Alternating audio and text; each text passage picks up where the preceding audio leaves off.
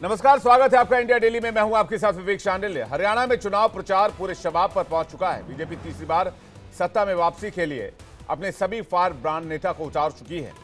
योगी आदित्यनाथ, हेमंत बिस्वा शर्मा समेत तमाम बड़े नेता इस वक्त सियासी जंग के मैदान में हैं और खास करके हेमंत बिस्वा शर्मा अपनी बेबाक बयानबाजी के लिए जाने जाते हैं। और कुछ ऐसा ही हुआ एक रैली के दौरान जब हेमंता ने एक सभा में कहा कि बाबर का इतिहास अयोध्या से मिटा दिया गया और अब जो छोटे मोटे बाबर घूम रहे हैं इन्हें भी बाहर का रास्ता दिखाया जाएगा। उन्होंने अपने राज्य में आने वाले वक्त में मदरसों को भी खत्म करने का ऐलान लगे हाथ कर दिया। अब इसे सियासत कहिए, राजनीति कहिए या फिर वोट बैंक को साधने की कोशिश कहिए, कुछ ऐसा ही करने की कोशिश में यूपी के बिजनौर के एसपी विधायक महबूब अली भी दिखे, जिन्होंने साफ कहा कि हमारी आबादी बढ़ रही है और अगली सरकार हम ही बनाएंगे। उन्होंने मुगलों की याद दिलाई और कहा कि जब 800 साल की हुकूमत के बाद भी उन्हें जाना पड़ा तो तुम कहां रुकोगे। उनका इशारा बीजेपी सरकार की तरफ था। खैर, महबूब अली खुशकिस्मत नहीं थे, उनके खिलाफ मामला दर्ज हो गया है। दोनों नेताओं के बयानों में केंद्र में मुस्लिम है, मुस्लिम वोट बैंक है। सवाल उठता है कि चुनाव में मुस्लिम वोट बैंक की फिक्र में नेता बयान दे रहे हैं या फिर मुस्लिम वोट बैंक का जिक्र अपने वोट बैंक को साधने के लिए, यानी कि पोलराइजेशन, ध्रुवीकरण करने की कोशिश के लिए की जा रही है। इसी पर करेंगे आज बड़ी डिबेट। लेकिन सवाल क्या है इस डिबेट से पहले वो आपके सामने रखते हैं। सत्ता के लिए अहम मुसलमान सोचा समझा बयान, आबादी बाबर की बात, नई चुनावी बिसात और मुस्लिम वोट बैंक पर जोर, क्या यही है ध्रुवीकरण का शोर? बड़ी डिबेट, लेकिन पहले एक रिपोर्ट देखते हैं।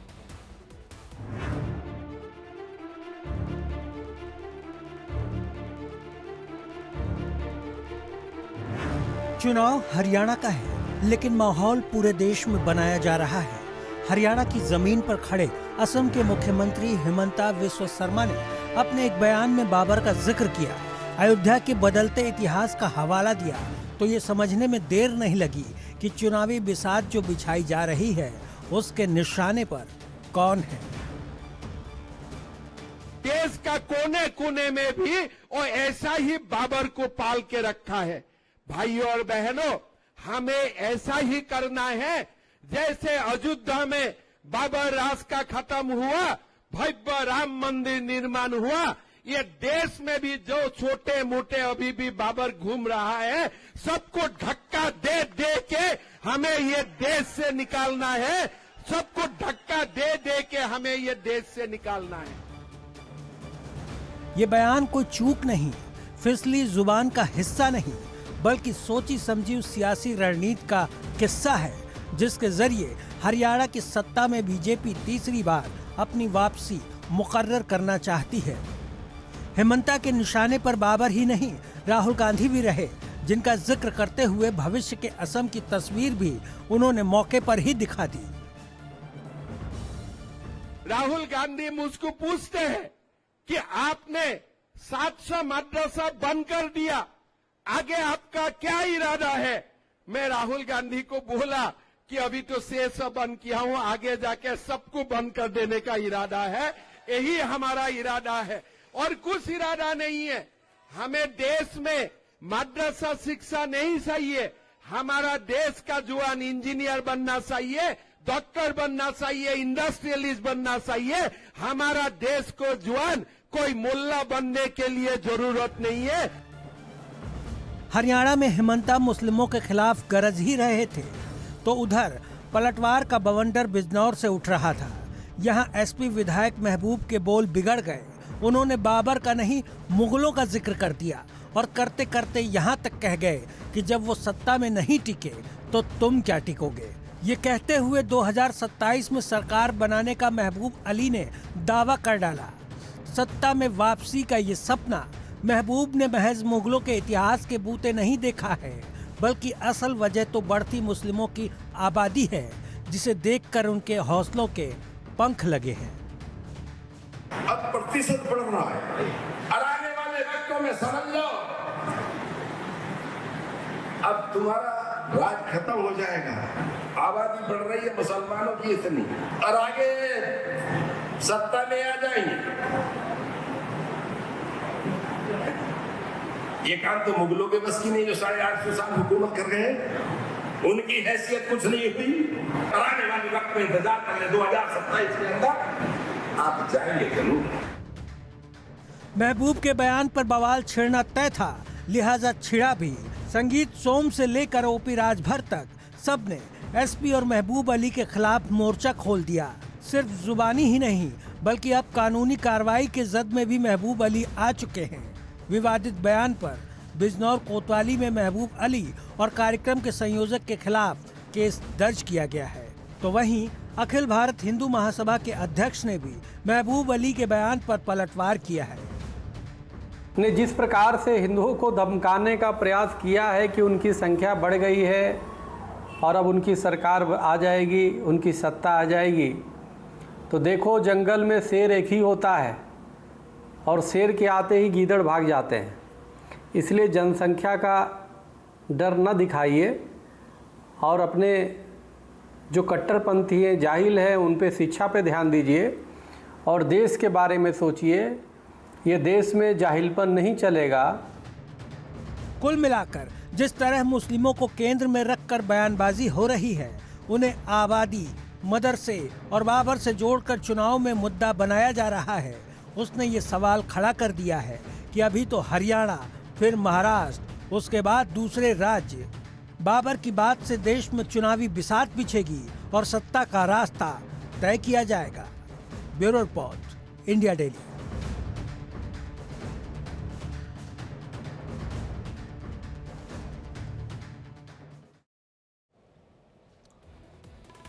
और मेहमानों का बड़ा पैनल हमारे साथ इस वक्त जुड़ रहा है। प्रोफेसर भुवन जोशी हमारे साथ जुड़ गए हैं, प्रवक्ता समाजवादी पार्टी, नूर अहमद अजहरी सदस्य एमपी एलपीआई, सैयद जवाद राजनीतिक विश्लेषक, सौरभ दुबे राजनीतिक विश्लेषक, दानिश कुरैशी थोड़ी देर में हमारे साथ होंगे, एआईएमआईएम के प्रवक्ता, और डीके दुबे राजनीतिक विश्लेषक हमारे साथ जुड़ गए हैं। आप सभी मेहमानों का बहुत बहुत स्वागत करते हैं आज के पैनल में। और सबसे पहले दर्शकों का भी बहुत स्वागत करते हैं आज के पैनल में। सैयद जवाद से शुरुआत करेंगे।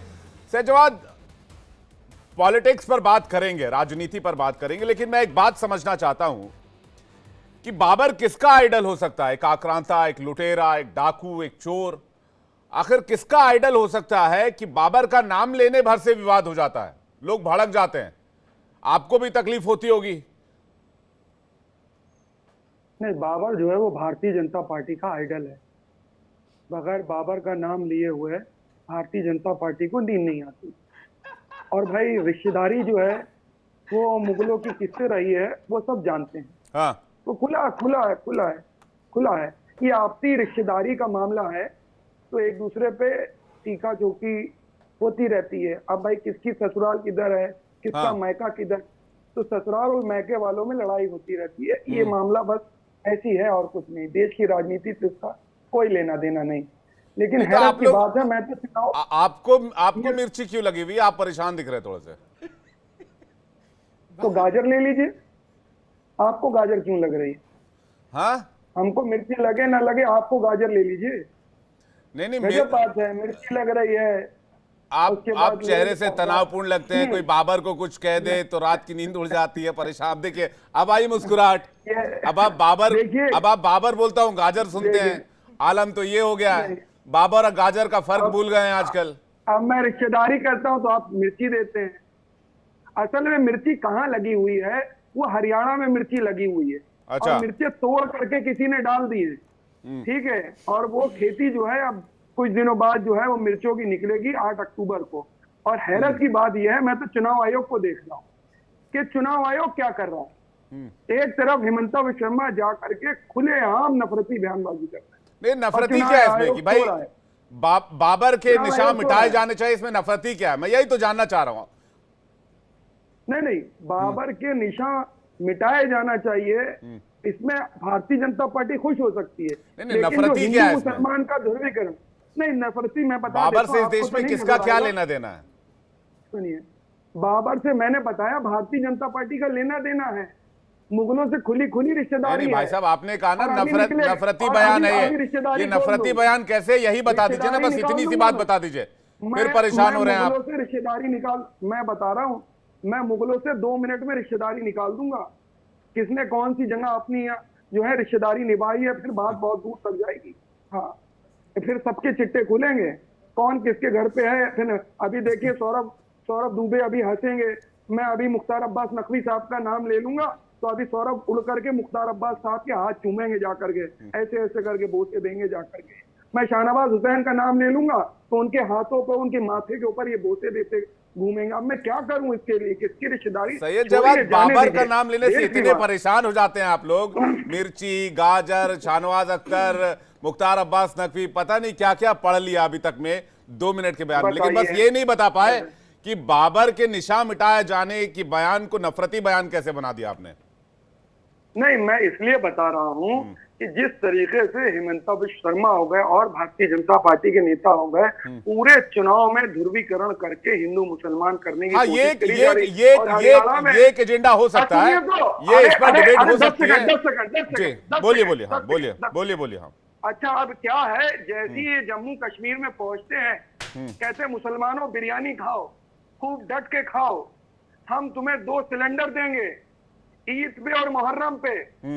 ये बताइए, ये बिरयानी खिलाने के लिए आप बताइए, मैं अगर तो भाई बाबर पे लग जाएगी। एंकर को 5 मिनट हो और गया जो है आपसे बाबर के बारे में पूछ रहे हैं, बाबर पे जबान नहीं खुल रही है आपकी। कमाल अपने रिश्तेदारों के बारे में क्यों जानना चाहते हैं? आप देखिए, रिश्तेदार तो जिसके हैं उसका दुख और दर्द दिखाई दे रहा है। अरे अपने आपका दुख और दर्द बाबर की बिरादरी के जो वंशज यहाँ पर है, बाबर की बिरादरी के लोगों की बौखलाहट यहाँ पर दिखाई दे रही है। और बाबर की बिरादरी के लोग जो है वो जिस प्रकार से मुस्कुरा रहे हैं, आप देखिए मुस्कुराहट आई आपके चेहरे पे, अच्छा लगा। इस देश के अंदर अगर मुख्तार अब्बास नकवी और अगर आपने हुसैन साहब का नाम लिया तो उन लोगों से आपको नफरत दिखाई देती है, लेकिन बाबर से आपको जो है, औरंगजेब से आपको मोहब्बत दिखाई देती है। थोड़ी सी अगर सैयद जवाद जी आपको थोड़ी सी भी राजनीतिक समझ होगी, मुझे लगता है, तो कम से कम आप बाबर के नाम पर एक शब्द तो बोल देंगे कि बाबर क्या था, बाबर के नाम पे एक शब्द बोलिए तो सही, बाबर के नाम पे एक शब्द बोलिए तो सही। बाबर आपके क्या, बाबर आपके कोई रिश्तेदार तो नहीं है? ठीक है, भाई ठीक है, पॉलिटिकल एजेंडा। मैं कह रहा हूँ बाबर आपके रिश्तेदार नहीं थे, लेकिन बाबर का नाम चुनाव के वक्त ही क्यों सौरभ दुबे? मैं आप ही से पूछ लेता हूँ, बाबर का नाम चुनाव के वक्त ही क्यों? भाई बाबर के निशान मिटाइए, कोई भी मिटाए, मैं तो कहता हूं सैयद जवाद खुद बाबर के निशान मिटा देंगे, लेकिन ये चुनाव के वक्त ही मिटाई क्यों जाते हैं? देखिए हमारे जो सैयद जवाद, देखिए इनको मानसिक रूप से बाबर के निशान ढूंढ रहे हो, मानसिक रूप से देखिए क्या असर हो रहा है इनके ऊपर। बाबर का नाम देख रहे हैं, बाबर नाम की छड़ी जो है इनके ऊपर काम कर रही है। देखिए सुन लीजिए, देखिए एक बात हम सबको समझनी चाहिए कि ये देश जो है वो हिंदुओं का भी है, ये देश मुसलमान का भी है। एक बात समझनी चाहिए, 1919 में, सुन लो भैया, आप सुन लीजिए ना, आपकी 1919 में जब खिलाफत आंदोलन हुआ था तो स्वयं गांधी जी ने कहा था कि हिंदू और मुसलमान एक साथ मिलकर के स्वतंत्रता की लड़ाई लड़ेंगे। हालांकि उसमें जिन्ना जी ने अपनी जो इच्छा थी वो जग जाहिर कर दी थी, साथ साथ मुस्लिम लीग भी जुड़ गया था। फिर भी मैं कह रहा हूं, इस देश में, हिंदुस्तान में रहने वाले जो देशभक्त मुसलमान है उस पर मैं भी गर्व करता हूं और उस पर सभी भारतीयों को गर्व होना चाहिए। लेकिन अगर बाबर और औरंगजेब जो लोग हिंदुस्तान पे आक्रमण किए, हिंदुस्तान के अंदर जो है मंदिरों को तोड़ने का काम किए, हिंदुस्तान के अंदर जो है हिंदुओं पर अत्याचार किए और मुसलमानों को भी मारा, ऐसा नहीं कि हिंदुओं को ही मारा, मुसलमानों को भी मारा, ऐसे लोगों से मैं तो नफरत करता हूं। अगर हमारे सैयद दानिश कुरैशी के पास जा रहा करते हैं तो उनकी मोहब्बत दानिश कुरैशी जी के पास जा रहा हूँ, दानिश कुरैशी जी के पास जा रहा हूँ, दानिश कुरैशी जी के पास जा रहा हूँ। दानिश कुरैशी, दो बातें हैं, एक तो टाइमिंग है, टाइमिंग को लेकर जो सवाल आप पूछेंगे वो पोलराइजेशन का पूछेंगे। दूसरा ये कि भाई बाबर के नाम पर बार बार पॉलिटिक्स करने का मौका क्या आप ही लोग देते हैं? बाबर से अगर इतनी मोहब्बत है तो इसमें विपक्षी पार्टियों को, आपकी अपोजिशन को मौका मिलता है। अच्छा देखिए, मैं आपको एक बात कहूँ, मेरी गुजारिश है कि कोई लोग बीच में इंटरप्ट ना करें, मैं किसी के बीच में नहीं बोला। अच्छा देखिए, दरअसल दिक्कत क्या है, संघ परिवार की, समूचे संघ परिवार को मैं इसलिए कह रहा हूं क्योंकि भारतीय जनता पार्टी भी उसी का हिस्सा है। ठीक है, मुझे तो सिर्फ ये जानना है कि अगर बाबर आक्रांता था तो क्या ब्रिटिशर जो थे वो दामाद थे हमारे? ऐसा तो नहीं था, वो भी तो आक्रांता थे।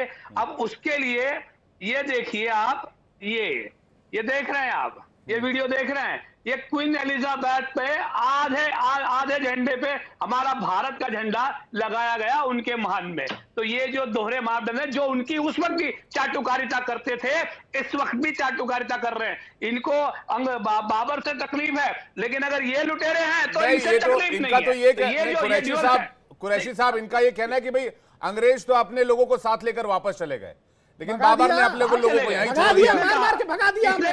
बाबर ने अपने लोगों को यहीं छोड़ दिया। एक सेकंड, एब्सोल्युटली राइट, यही बात है। दिक्कत यह है कि जिन अंग्रेजों को भगाने में सबसे ज्यादा रोल टीपू सुल्तान का, सबसे ज्यादा रोल सिराजुद्दौला का, 1857 से लेकर 1947 तक की जो जंग आजादी की लड़ाई है उसमें रोल था, और उनको भगाने में कामयाब रहे इस देश के तमाम लोग। लेकिन ये जितने भी लोग हैं संघ के मानने वाले, ये उनको नहीं भगा पाए। बाबर के वंशजों को उन्होंने वहां रिश्तेदारी की, जो अभी जवाद भाई साहब बता रहे थे। तो आप मुझे ये बताइए कि अब आप नहीं कर पाए तो ये आपका प्रॉब्लम है भाई, हमारा तो नहीं है। देश में आज जो भारत की स्थिति है उसमें तमाम लोग समान है, चाहे हिंदू हो, चाहे मुसलमान हो, सिख हो, पारसी हो, जैन हो, कोई भी हो, लेकिन इनके पास राजनीतिक बात करने के लिए कुछ भी नहीं है। हरियाणा में इनको यह कहना चाहिए था कि भाई हमने 5 साल मुसलसल तरक्की की है और इसी तरक्की के आधार पे मांगेंगे। तो आप देखिए उनके पास कौन है। अब आके मुख्यमंत्री नहीं बोल रहे, वो लेकर आए आसाम से कि हम वहां से इनको लेकर के आएंगे। तो देखिए दिक्कत यह है कि जहां के मुख्यमंत्री है वो अगर काम करते साहब कहीं जाके बोल सकते हैं तो वहां के मुख्यमंत्री नहीं बोल सकते।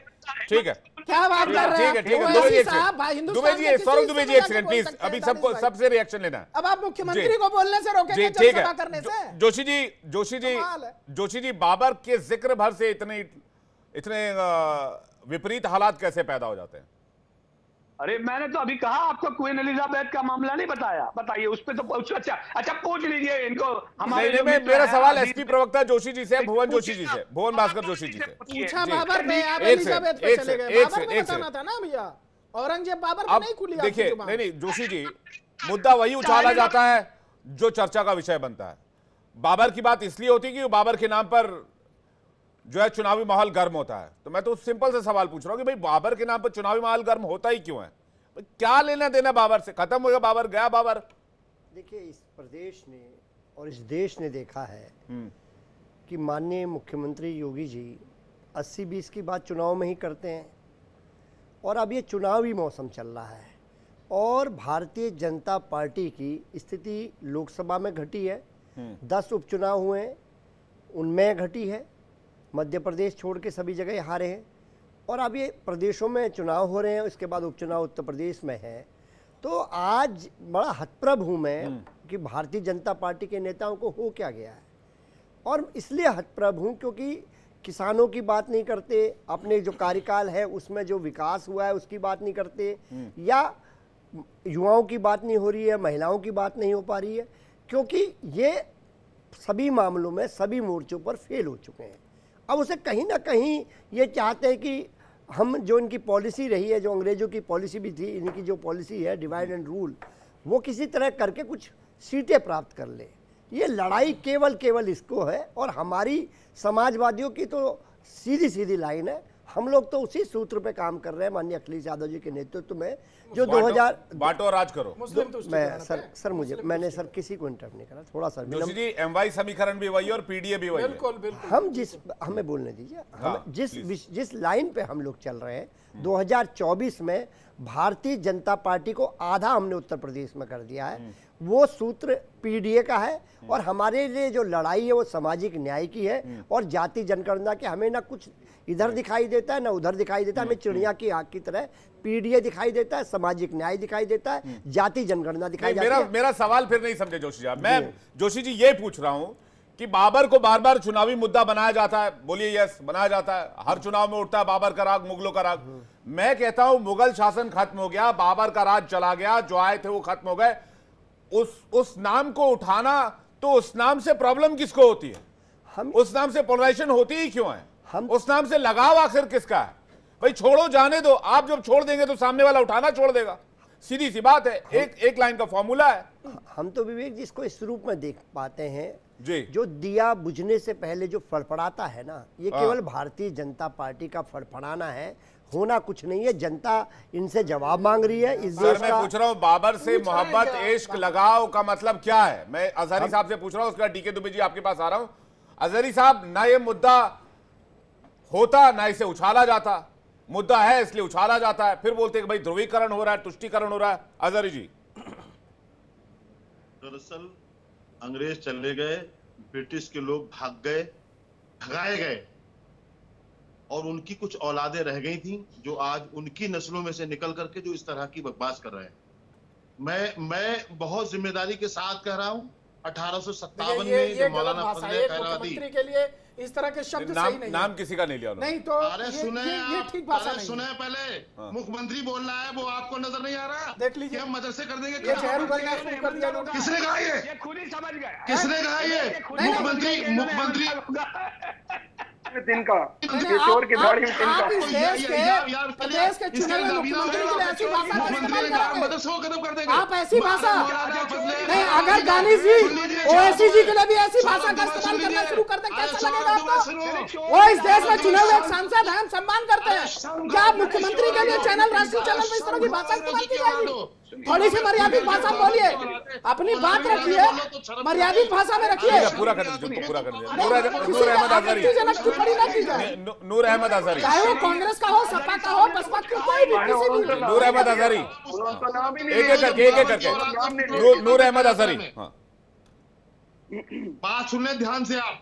1857 में मदरसों से ही आवाज उठाई गई थी कि अंग्रेजों के खिलाफ, ब्रिटिश के खिलाफ जिहाद का फतवा वहां से दिया गया था। और जिहाद मुगलों के खिलाफ आवाज कब उठाई है बताइए? अंग्रेज का छोड़ दीजिए, अंग्रेज में स्वतंत्रता सेनानी थे, लड़े थे। 1857 में कौन था, याद है कि नहीं? भैया 1857 में था तो लड़ाई लड़ ली, हम आजाद हो गए। अब मुगलों से कब आजादी? एक सेकंड रुक जाइए ना सौरभ दुबे, आप दुबे जी 1857 नूर अहमद अजहरी और डीके दुबे जी को स्क्रीन पर लीजिए मेरे साथ, खत्म कर दिए जाए। सर 1857 में, भाई साहब 1857 की क्रांति के बाद बेशक अंग्रेजों के खिलाफ लड़ाई मजबूत हुई, लेकिन इस देश ने 1857 के बाद 1947 भी देखा, जब इस देश के दो हिस्से हो गए। मैं ये कह रहा हूं कि बाबर के लिए इतना प्रेम क्यों है भाई? मैं तो ये अरे बाबर गया, खत्म हो गया। इस देश के मुसलमानों को, इस देश के लोगों को आगे बढ़ना, आगे की सोचना है। सुने, इस देश ने 6 दिसंबर 1992 भी देखा है। इस देश ने और भी बहुत सारे ऐसे मामला देखे जिसके जवाब नहीं मिलेंगे भारतीय जनता पार्टी के पास। नहीं, बाबर भाई, आप बाबर आपका कौन लगता है? अजहरी मुझे एक बात बताइए, बाबर आपका कोई रिलेटिव है? बाबर आपका पूर्वज है? बाबर कौन है आपका, बताइए मुझे। ब्रिटिश हुक्मरानों के नक्शे कदम पर चलने वाले लोगों के क्या अंग्रेज कौन है, रिश्तेदार हैं, कौन है? नहीं, मैं आपसे पूछ रहा हूं भाई साहब, आप सिंपल सी बात बता रहा हूं। आप जिस दिन बाबर को मानना छोड़ देंगे, ये मुद्दा बनाना छोड़ देंगे। क्यों नहीं? आप जिस दिन बाबर को मानना छोड़ देंगे, ये मुद्दा बनाना छोड़ देंगे। आपके आइडल बाबर कैसे हो सकते हैं? सवाल ये भी है। आप बाबर को मानना छोड़ दीजिए, सवाल उठाना छोड़ देंगे। एक लाइन की बात है, इसमें कोई रॉकेट साइंस थोड़ी है। ताजमहल के इतिहास को नकार दोगे आप? नहीं, ताजमहल का इतिहास क्या है? ताजमहल का इतिहास क्या है? ताजमहल का इतिहास, ताजमहल का इतिहास क्या है? क्या है ताजमहल का इतिहास? लाल किले की चोटी पर जाकर के तिरंगा फहराना छोड़ोगे? नहीं, तो क्या है लाल किले का इतिहास? क्या है लाल किले का इतिहास? क्या वो मुगलों की निशानी नहीं है? मुगलों की निशानी लाल किला और ताजमहल। आपको इस देश में बाकी निशानियां नहीं दिखती हैं? अरे इस देश में काशी विश्वनाथ नहीं दिखता है, इस देश में आपको सवाल किया उसका तिरुपति तिरुमाला मंदिर नहीं दिखता है, बाकी चीजें नहीं दिखती हैं। अरे भाग क्यों? इस देश के साथ आगे बढ़िए, छोड़िए जो निशानियां हैं नहीं है, बात खत्म हो गई। आप जाकर के लाल किले पर जाकर के तिरंगा फहरा सकते हो, और हम बाबर को, अरे भैया लाल किले में मिट्टी हिंदुस्तान की। एक second Saurabh Dubey ji please, DK Dubey ji के पास आ रहा हूं, काफी देर से वेट कर रहे हैं। मैं कह रहा हूं कि भाई आपको बाबर से इतना लगाव है ही क्यों? बात तो बाबर की जा रही है, सारे मुगलों की थोड़ी की जा रही है, पूरे मुगल शासन की जा रही है क्या?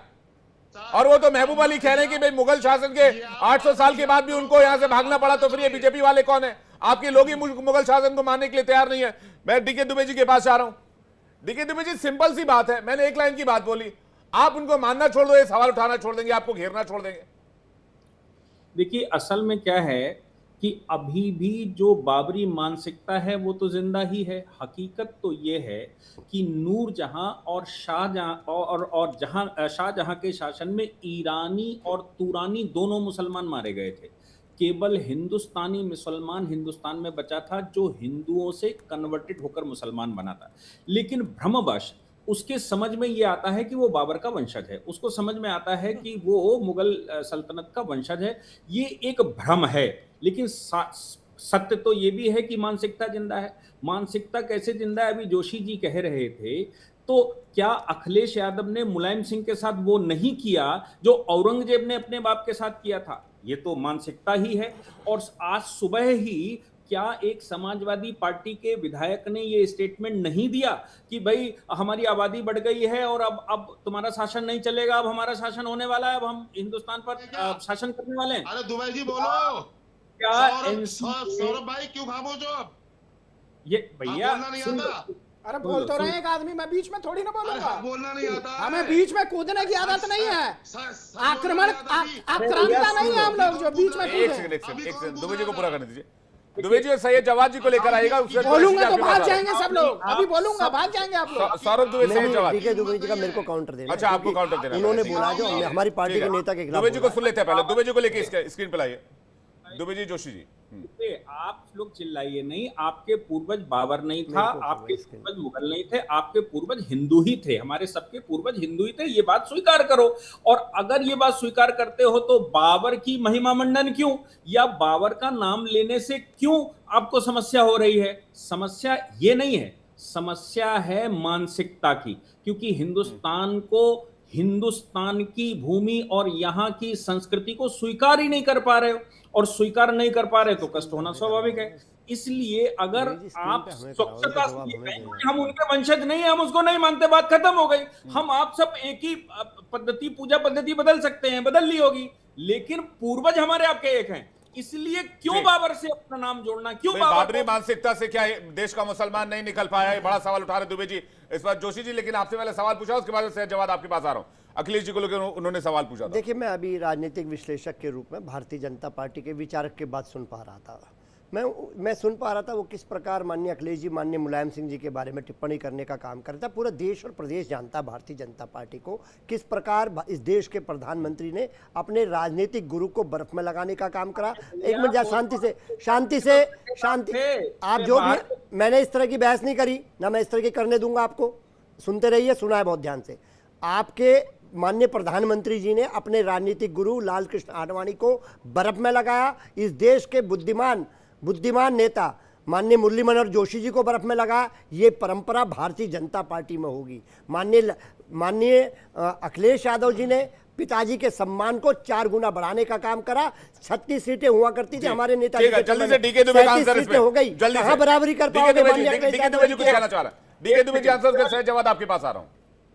क्या अगर इन्होंने सम्मान किया था, चुनाव आयोग में दोनों लोग अलग अलग समाजवादी पार्टी क्लेम करने गए थे, वो बाप बेटे का फ्लिक्ट नहीं था, कन्फ्लिक्ट नहीं था? अरे वो हमारी कोई साजिश थी? अरे आपका तो दिख रहा है, आपने तो बर्फ में लगा दिया, आपने बर्फ में लगा दिया अपने राजनीतिक गुरु को। आप लोगों से गुरु शिष्य की जो इस देश की जो परंपरा है, उस परंपरा की हत्या कर दी आपने। आज आप अब तो कोई किसी को अपना शिष्य नहीं बना पा रहा राजनीति में। ये प्रधानमंत्री नरेंद्र मोदी ने कर दिया। जो गुरु शिष्य की परंपरा है उसकी हत्या हो गई है। बाबरी मानसिकता की बात हो रही है। मैं सैयद जवाद कुछ कहना चाह रहा है। सैयद जवाद मुझे डीके दुबे जी में आ रहा हूँ। शुरू से बोल रहे हैं आप तो सौरभ दुबे जी। मैं एक सेकंड आ रहा हूँ, सैयद जवाद के बाद आ रहा हूँ। सैयद जवाद, ठीक है, सैयद जवाद। मैं भाईचारे की बात करूंगा, इन लोग की तरह जो है बात नहीं करूंगा। देखिए सौरभ भाई, आप गाजर खाइए। देखिए क्या है, मैं आपसे सिर्फ इतना कह रहा हूँ कि बाबर चला गया, जिसको जाना था, लेकिन कुछ नाथूराम गोडसे के समर्थक अभी भी जिंदा है। भावुक हो गए, रो रहे हैं क्या? सही और नाथूराम गोडसे के समर्थक हमारे सामने अपनी आंखों से दिख रहे हैं। जिना समर्थकों को अभी मैंने देखा, इनके दिल में जिना बैठा हुआ था, अभी मैंने देखा, सच्ची बात बता रहा हूँ। और मैंने कल ख्वाब में देखा भारतीय जनता पार्टी के लोग जिना की मूर्ति लगा करके, अच्छा हमारी आबादी ज्यादा होगी तो हमारा राज होगा। ये महबूब अली का बयान है सैयद जवाद। सैयद जवाद, ये कौन सी मानसिकता है? गोडसे मानसिकता है, बाबरी मानसिकता है, ये तानाशाही मानसिकता है, या फिर जितनी आबादी उतनी हिस्सेदारी वाली मानसिकता है? बाबर के बारे में तो पूछिए ना। बाबर देखिए ना, बाबर के बारे में जवाब पता नहीं कौन सी रिश्तेदारी बना के बैठे हैं बाबर से जो है। औरंगजेब पे बोला जाता ना, बाबर पे बोला जाता। ये सौरभ दुबे नहीं बोल रहे, आज इनके अंदर जिन्ना की आत्मा आ गई है। अरे भैया, जिन्ना की आत्मा पहले ही भेज दिया पाकिस्तान। आप लोग जो है हिंदुस्तान में रहे, हिंदुस्तानी मुसलमान हमारे भाई है। अडवाणी जी का भेज दिया पाकिस्तान चला गया। कसीदे पढ़ के आए थे, जिन्ना जो है पाकिस्तान चला मजार में गया। कसीदे पढ़े थे इन्होंने। बड़ी मोहब्बत है जिन्ना की मजार में कसीदे पढ़े थे। जिन्ना की मजार में कसीदे पढ़े वाले लोग हैं। जिन्ना की मजार में कसीदे बड़ी मोहब्बत है जिन्ना से। जिन्ना की मजार में कसीदे पढ़े थे। जिन्ना की मजार में कसीदे पढ़े थे।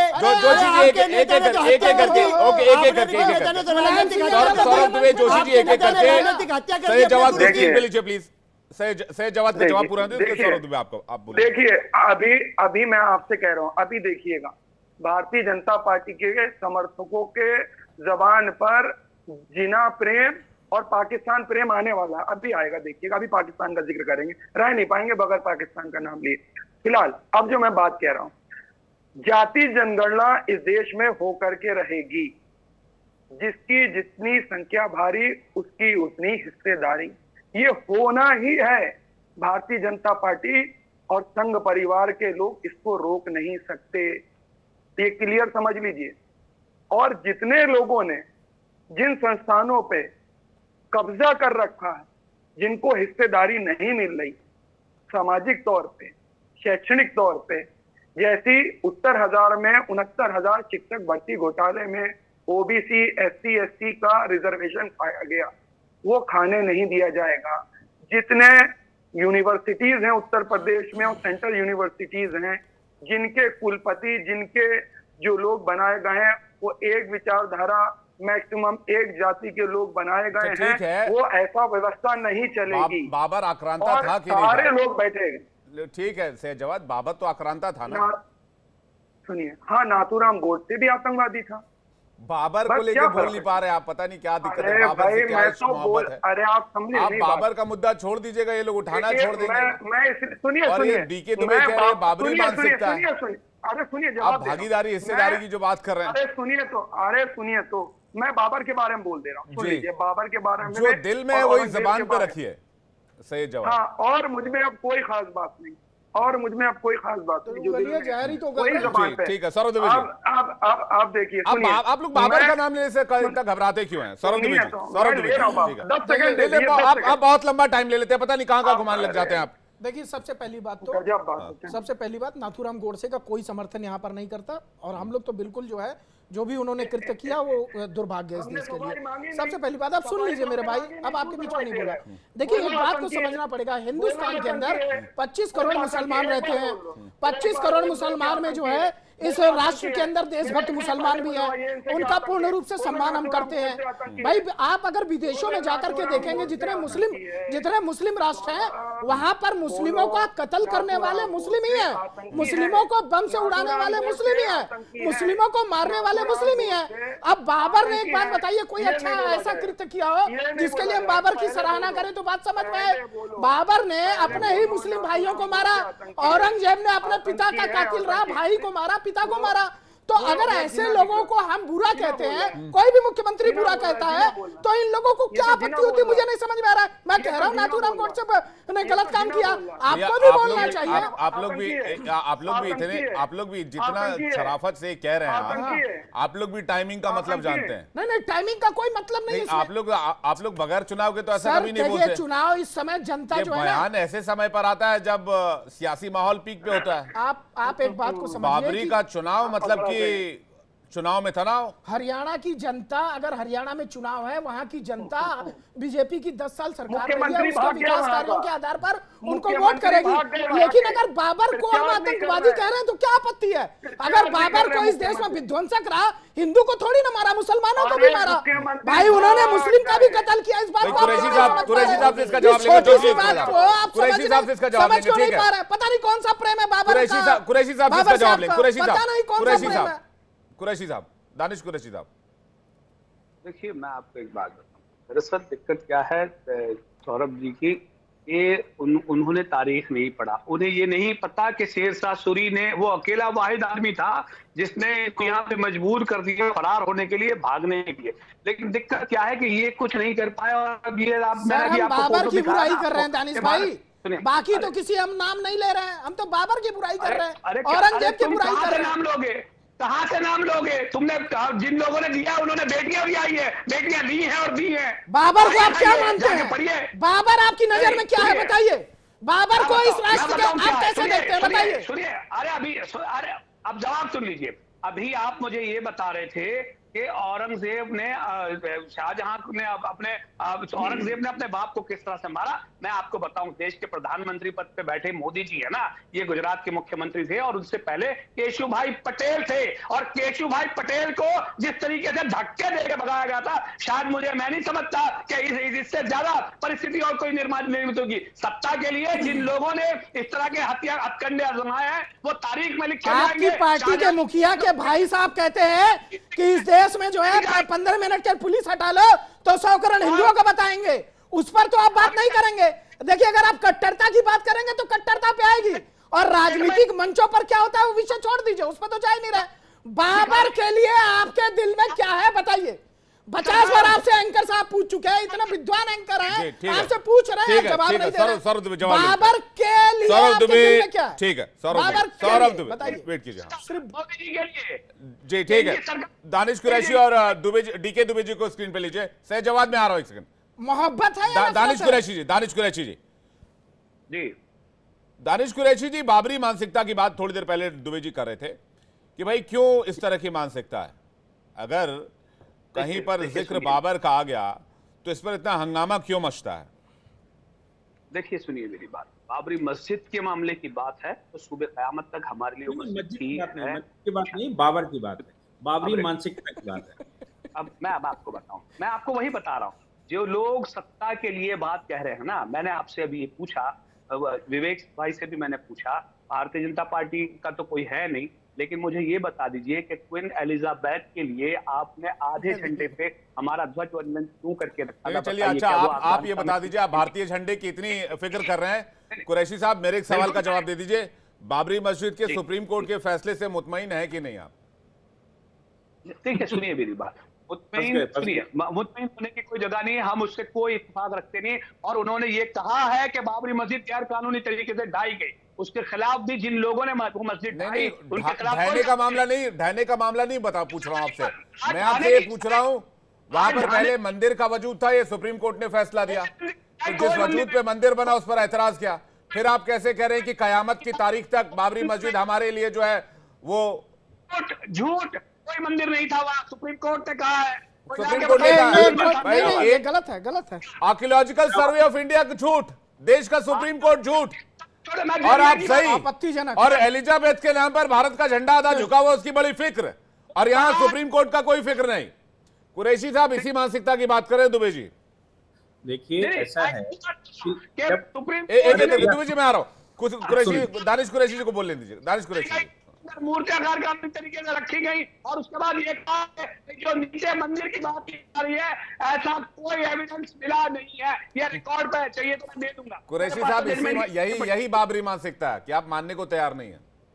नहीं, ये जुल्म और ये नाइंसाफी है, ये जुल्म और नाइंसाफी है। ये वो मानसिकता है जो आप इस देश के सुप्रीम कोर्ट में आपको नहीं दिख रहा है, इस देश के संविधान में नहीं दिख रहा है, इस देश के जो ट्रायल चले इतने दिनों तक वो नहीं दिख रहा है। अरे विवेक सुनिए, ये अगर इस्लामिक कंट्री होता ना तो वहां पर अगर मस्जिद थी तो 2 दिन में मस्जिद बना दिया जाता, बगैर किसी ट्रायल के और बगैर किसी जांच के और बगैर किसी आर्कियोलॉजिकल सर्वे के। मैं इस डिबेट में पढ़ना नहीं चाहता, लेकिन आप फिर भी मानने को तैयार नहीं है। मैं आपको जवाब दे दूं, सुनिए मैं आपको जवाब दे दूं। अब जवाब इसका ये है कि मैं आपको बता दूं कि इस देश के अंदर में जस्टिस के मामले की बात कही गई है, और जिन लोगों ने हलफनामा दिया था उन लोगों ने क्या मतलब अदालत की तौहीन नहीं की कि भाई हम इसकी हिफाजत करेंगे। तो क्या हुआ इस हिफाजत का? मैं आपकी बात कर रहा हूं, अब किन लोगों ने क्या दिया नहीं दिया, मैं तो आपका पक्ष जानना चाह रहा था। दुबे जी आपको कुछ कहना चाह रहे हैं? डीके दुबे जी, जिन लोगों ने किया था वो जेल में भी गए थे। दूसरी बात यह है कि बाबरी मस्जिद का जजमेंट, या मैं कहूं राम मंदिर का जजमेंट, क्या दानिश कुरैशी ने पढ़ा है कि कितने पेजेस का जजमेंट है और कितने जजमेंट है? 5 जजों। ये जवाब ध्रुवी, हाँ, कितने पेज का? ये दोनों वो निकालो तो खोलो, फटाफट खोला ने। ये मैं आपको बताता हूं, इनको ये मालूम ही नहीं है कि बाबरी ढांचे का जजमेंट कितने पेज का है और कितने जजेस ने अलग अलग जजमेंट लिखे हैं और उसके ग्राउंड क्या दिए हैं। ये खाली पीली जो भी बोलना है वो बोल दीजिए, लेकिन सवाल वहीं का वहीं है। अगर ये भी हिंदू पूर्वजों की संतानें हैं तो बाबर का एप्रिसिएशन क्यों? मैं कहता हूं गोडसे हत्यारा था, उसका जजमेंट। डीके दुबे जी को स्क्रीन पे लीजिए, आप बताइए। मैं कह रहा हूं गोडसे हत्यारा था, उसका जो हश्र होना चाहिए वो हुआ। आप कहिए कि बाबरी मानसिकता से क्यों आप प्रेरित हैं? आप तो हिंदू पूर्वजों की ही संतानें हैं, कोई मुसलमान वहां से अफगानिस्तान या आगे की पूर्वजों की तो संतानें हैं। और देखिए, और सुनिए, सबसे आदम अलैहिस्सलाम आए और वहीं से इस्लाम फैला है। उसके बाद थ्योरी है। अरे आदम अलैहिस्सलाम नाम का कोई एविडेंस नहीं है भैया। आदम अलैहिस्सलाम का नाम भी किसी को नहीं मालूम, केवल अगर आपकी कुरान ना बोले तो कोई बताता नहीं है। लगेगा एविडेंस भैया, आपको कुछ आप क्या बोले? कोई एविडेंस नहीं है। आदम अलैहिस्सलाम कौन थे पता नहीं। आदम हुआ। एक सेकंड, बात बाबर की हो रही है डीके दुबे जी, और बात बाबर तक ही मुझे लगता है सीमित रहनी चाहिए। किसी धर्म को लेकर या किसी चीज को लेकर हम इस पर ना जाएं। हमारा सीधा मेरा सवाल है दानिश कुरैशी साहब से और अजहरी साहब से। अजहरी साहब के पास जा रहा हूं, उसके जोशी जी आपके पास आऊंगा। अजहरी साहब, आखिर आपने लाल किले की बात कर दी, आपने ताजमहल की बात कर दी। मैं ये कहता हूं कि इस देश में जो आपसी भाईचारा है वो ना ताजमहल से है ना लाल किले से है। ये पत्थर की चीजें यहीं रह जाएंगी, लेकिन जब बाबर के साथ दिल्लगी दिखाई जाएगी या बताई जाएगी, जो इस देश का बेसिक सेंटिमेंट नहीं है, मेजॉरिटी का सेंटिमेंट नहीं है, तो फिर इस पर सवाल उठेंगे, इसको चुनावी मुद्दा बनाया जाएगा, इससे ध्रुवीकरण की कोशिश होगी। मैं तो बस यही कह रहा हूं। डीके दुबे जी कह रहे हैं कि भाई बाबर से क्या लेना देना। आपकी बात बहुत अच्छी है, मेरी बात सुन लें। जिस मुल्क के एक संवैधानिक पदों पर बैठे हुए मुख्यमंत्री, ऐसी कुर्सियों पर बैठे हुए लोग एक मजहब को इस तरह से टारगेट करेंगे कि वो कहेंगे ना मदरसे यही नहीं खत्म किए हमने, हम अभी सारे मदरसे खत्म करेंगे। हम नहीं चाहते कि हमारे प्रदेश में कोई मुल्ला पैदा हो। आप बताएं, ये भाषा कौन सी है? ये भाषा ये भी कहा कि इंजीनियर और डॉक्टर पैदा हो। मुख्यमंत्री की भाषा पूरा बयान बोलिए। अरे सुनिए मेरी बात। ये हम किसी से कहें हम देश में साधु नहीं चाहते, हम देश में बाबा नहीं चाहते, क्या बताएं क्या आपके मजहब की तौहीन होगी या नहीं? आप बताएं भाई दुबे जी। गाली देते ही हैं, समाजवादी पार्टी के इनके नेता गाली देते ही हैं। ये तो कहते ही हैं जो है मठाधीश को जो है माफिया। बैठे हैं ऐसे लोग कहने वाले, ऐसा नहीं है। मुख्यमंत्री की कुर्सी पर बैठा हुआ शख्स इतनी बदतमीजी कर रहा है, तब आपको नजर नहीं आ रहा? उन्होंने बदतमीजी नहीं की, बहुत अच्छी बात कही कि इस देश में जो है अजहरी साहब, उनका ये कहना है कि भाई हमें डॉक्टर्स और इंजीनियर्स चाहिए जी। नूर अहमद अजहरी जी, उनका कहना है कि डॉक्टर्स और इंजीनियर चाहिए, पढ़े लिखे लोग चाहिए। एग्जाम में क्या रिजल्ट आते हैं, क्या कैसे आएंगे बताइए। आप में से किसी का बच्चा मदरसे में पढ़ता है क्या? बताइए मुझे।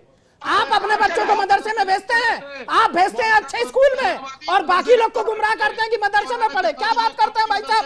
आप चाहते हैं आपका लड़का बने डॉक्टर और इंजीनियर, अपने बच्चे को मदरसे में नहीं भेजेंगे? दिल पे हाथ रख के कहिए, अपने ईमान से कहिए। सरोदे में जा रहा हूं, कुछ फैलाना छोड़ दो। जोशी जी कुछ कहना चाह रहे हैं। जोशी जी, देश के एक बार राष्ट्रपति रहे एपीजे अब्दुल कलाम, उनकी हकीकत जान लीजिए। उनको गर्व करते हैं, हम उन पर गर्व करते हैं, सलाम करते हैं। देश के पहले शिक्षा मंत्री रहे, पढ़ लीजिए। भारतीय जनता पार्टी ने ही राष्ट्रपति पद के लिए उनका नाम दिया था। प्रधानमंत्री नरेंद्र मोदी जी ने ही सबसे पहले उनका नाम प्रस्तावित किया था। आप लोग तो विरोध कर रहे थे, विरोध में खड़े थे। अब्दुल कलाम जी की बात करते हैं, विरोध कर रहे थे आप लोग। अटल बिहारी वाजपेयी जी ने नाम दिया था। नहीं, प्रधान नरेंद्र मोदी जी ने नाम दिया था। अच्छा, नरेंद्र मोदी जी, हाँ, गुजरात के सीएम थे उस समय, और प्रस्तावित नाम नरेंद्र मोदी जी ने दिया था जी। सैयद जवाद इस पर रिएक्ट करना चाह रहे हैं, लेकिन जोशी जी कुछ कहना चाह रहे हैं। जोशी जी से पहले पूछ लेते हो, सैयद जवाद उसके बाद आ रहा हूँ। जोशी जी कुछ कहना चाह रहे हैं। जोशी जल्दी से जोशी जी। देखिए, अभी सौरभ दुबे जी कह रहे थे कि भारतीय जनता पार्टी मुसलमानों का सम्मान करती है। आप कितना सम्मान करते हैं? पूरे चुनाव में हमने देखा किस प्रकार मटन मछली की बात हुई, किस प्रकार ये बात हुई कि आप मुसलमान आपका मंगलसूत्र चुन लेंगे, और वो कौन कह रहे थे? देश के सबसे बड़े संवैधानिक पद पर बैठे हुए प्रधानमंत्री जी। ये बातें रिपीटेड है ना, रोज डिस्कस होती है। मुझे बता, नहीं सर, समाजवादी पार्टी बाबर को क्या मानती है? सर मैं इसमें भी आऊंगा, लेकिन गोलियां चलवाई है इन्होंने बाबरी ढांचे को बचाने के लिए गोलियां चलवाई है। वो पाप से मुक्त नहीं होंगे। जोशी जी एक बारी में इंटरप्ट नहीं किया। इस पाप से मुक्त नहीं हो पाएंगे। मैं आपको बताना चाहता हूँ, इनका जो चेहरा है वो पूरे देश ने देख लिया है। 80-20 की बात माननीय योगी जी करते हैं। बाबर आक्रामक था कि नहीं? वो बोल दीजिए ना, पहले मैं कंप्लीट कर दूं। सर, इन्होंने बहुत जहर उगला है, बहुत जहर उगला है, जहर उगला है इन्होंने। और मैं आपको बताना चाहता हूँ, ये 403 विधानसभा उत्तर प्रदेश में थी, एक भी मुसलमान समाज को इन्होंने टिकट नहीं दिया। वो इनकी नफरत दिखाता है। जोशी जी, बाबर आक्रांता था कि नहीं? हमारा ये मानना है, जो भी इस देश के खिलाफ है, चाहे वो अंग्रेज हो चाहे कोई हो, वो हम लोग उसके लड़ाई। बाबर इस देश में तो लुटेरा ही था ना, लूटने ही आया था। अंग्रेज क्या थे? अंग्रेज क्या थे? बाबर क्या था? अंग्रेज क्या थे आप बताइए? नहीं, वो अंग्रेज से पहले आए थे ना भाई साहब। और कौन से लोग? अंग्रेजों से पहले आए बाबर। और ये क्या कर रहे हैं? सुनिए, ये गॉडसे को मानने वाले लोग। अरे आप मानते हैं गॉडसे को, आप मानते हैं गॉडसे को, आप बाबर के खिलाफ नहीं बोलेंगे। अरे गॉडसे के विचारक हैं आप लोग। जोशी जी बाबर के खिलाफ गॉडसे पे आप बताइए, गॉडसे पे बताइए, आप गॉडसे पे बताइए, आप बताइए अपनी पार्टी का सैयद जवाद के पास जा रहा हूँ। सैयद जवाद के पास सौरभ दुबे। ये देखिए, विचारक है कि आप बताइए। सैयद जवाद कुछ कहना चाह रहे हैं। सैयद जवाद की भी कुछ अपनी मजबूरियां, जोशी जी की भी कुछ अपनी मजबूरी है, सौरभ दुबे जी की भी कुछ अपनी मजबूरियां, नूर अहमद अजहरी जी की अपनी मजबूरियां हैं, कुरैशी साहब की अपनी मजबूरियां हैं, दुबे साहब की मुझे लगता कोई मजबूरी होगी। सैयद जवाद के पास जा रहा हूं। सैयद जवाद कुछ कहना चाह रहे हैं। सैयद जवाद कुछ कहना चाह रहे हैं। देखिए मैं खुले लफ्जों में इनसे बोल दे रहा हूं, और फिर ये समझ लें, बाबर को बुलाने वाले, बाबर को जिन्होंने इनविटेशन दिया था कि आ जाओ हिंदुस्तान में, वो संघ परिवार के रिश्तेदार निकले, और चाहिए को सबूत भी संघ परिवार जन्मा भी नहीं था भैया। संघ परिवार 1925 में जन्मा है। अरे 1925 में राष्ट्रीय स्वयंसेवक संघ बना है। कहाँ बाबर, कहाँ राष्ट्रीय स्वयंसेवक संघ? कोई बीमारी हो गई है क्या आपको? संघ का जो है फोबिया हो गया क्या? चेक कराओ भाई साहब, संघ फोबिया हो गया आपको। संघ का तो कोई लेना देना नहीं है। संघ 1925 में बोलने तो दीजिए, उनके फैक्ट चेक नहीं करते आप। सुनने तो दीजिए, सुने तो सही। अरे सुने तो सही भाई साहब, सुनने तो दीजिए, सुनने तो दीजिए। अच्छा ठीक। अब ये पूछिए, राणा सांगा से क्या रिश्तेदारी थी? पूछिए इनसे, जिसने बाबर को बुलाया। आप पहले बाबर से अपनी रिश्तेदारी बताइए क्या? अरे वही बता रहा हूँ, मेरी कोई रिश्तेदारी नहीं, मेरी एक पैसे की। बोलिए बाबर हत्यारा था। लेकिन हाँ, बोलो भाई फिर सैयद भाई कि बाबर हत्यारा था। अरे मेरी कोई रिश्तेदारी था, आक्रमणकारी था, लुटेरा था। बोलिए बाबर को। अरे बता रहा हूँ भैया, भारतीय जनता पार्टी के बहुत से लोगों का रिश्तेदार था। अब तुम्हारा आपसी रिश्तेदारी का मामला है, हमको क्यों घसीट रहे हो? अपनी रिश्तेदारी में निपट लो। अपनी रिश्तेदारी मना नहीं कर पा रहे क्या? भारतीय जनता पार्टी का कोई लेना देना था ही नहीं उससे। तुम अपने बहनों को गाली दो, हमें मतलब नहीं भाई। भैया देखिए, सुन लीजिए, आप अपने बहनों को गाली दो, अपने शब्दों का ये भाषा प्लीज, सैयद जवाद प्लीज, प्रयोग जो है ना वो सही नहीं है। ठीक है, सैयद जवाद, अगर ऐसे जाहिलों गवारों को जो है आप लोग इस देश के अंदर कोई वो देंगे सम्मान, तो ये सैयद जवाद बाबर आपका कौन लगता था? ये तो बता दीजिए। आप इस राष्ट्र को गाली दे रहे हैं, हिंदुस्तान को गाली दे रहे हैं। एक सेकंड मैं बात कर रहा हूँ। सैयद जवाद, आपको दूसरे के रिश्ते नजर आ रहे हैं? आपका रिश्ता क्या है बाबर के साथ? सैयद जवाद का बाबर के साथ क्या रिश्ता है? कोई रिश्ता नहीं। बाबर शासक था, चला गया, बाबर मर गया, क्या शासक गया, नहीं था, वो लुटेरा था, आक्रांता था। बोलिए एक बार। वो निपट गया, वो आक्रांता था, लुटेरा था। एक बार बोल के दिखाइए। हाँ, नहीं, बोल के दिखाइए ना। मर गया, अरे बोल के दिखाइए, दिखा दिया, बोल के दिखाइए। वो लुटेरा था, आक्रांता था। मैं बोल रहा हूँ, सुन। अरे आप सुनना नहीं चाह रहे भाई। मैं तो ये भी कह रहा हूँ, इनका जीजा था, इनका सारू था। आप अपना बताइए ना, आप अपना बताइए। आपका कौन लगता था? आपका कौन लगता था? आपका क्या हिसाब किताब था? आप लोगों का क्या हिसाब किताब है बाबर के साथ? इस देश की मिट्टी के साथ वफादारी है या बाबर के साथ वफादारी है? इस देश के लिए वफादार है या बाबर के लिए वफादार हैं? इस देश का खाते हैं, बाबर का खाते हैं? बताइए। खाने गए थे, हिंदुस्तान के तिरंगे के नीचे सलामी देते हैं या बाबर के मजार के नीचे सलामी देते हैं? मटन बर्रा बताइए। बाबर है क्या? बाबर ही है क्या सब कुछ? डीके दुबे कुछ कहना चाह रहे हैं, उसके बाद अजहरी जी आपके पास आ रहा हूँ। एक सवाल का जवाब नहीं है, पूरी तरह से एक्सपोज हो गए सैयद जवाद आज़म। प्लीज डीके दुबे कुछ कहना चाह रहे हैं। डीके दुबे जी। साहब ने कहा कि राणा सागा ने बुलाया था या राजस्थान के शासकों ने बुलाया था। बात सही है कि उन्होंने बुलाया था, लेकिन मानसिकता तो इसी कहते हैं, जिसने बुलाया उसी खा गए।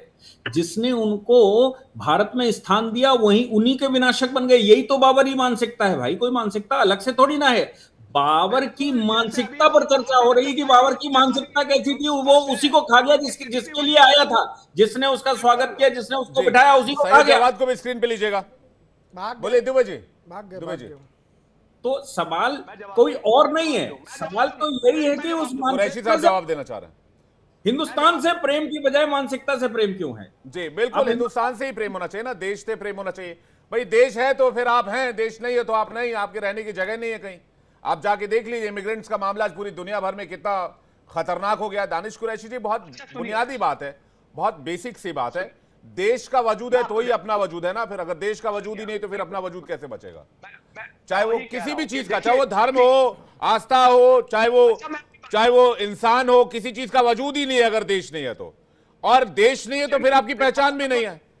कुरैशी साहब कुछ कहना चाह रहे हैं। कुरैशी साहब देखिए, मैं आपको बताऊं, दरअसल डीके दुबे साहब ने बहुत अच्छी बात कही कि जिन लोगों ने उनको बुलाया था ये उनको भी खा गए। और उसी तर्ज पे भारतीय जनता पार्टी भी अपनी भगीरी पक्ष जो थे, शिवसेना की बात की जाए या एनसीपी की बात की जाए, इसी तरह खा गए ये लोग जिस तरह बादल खा गया था।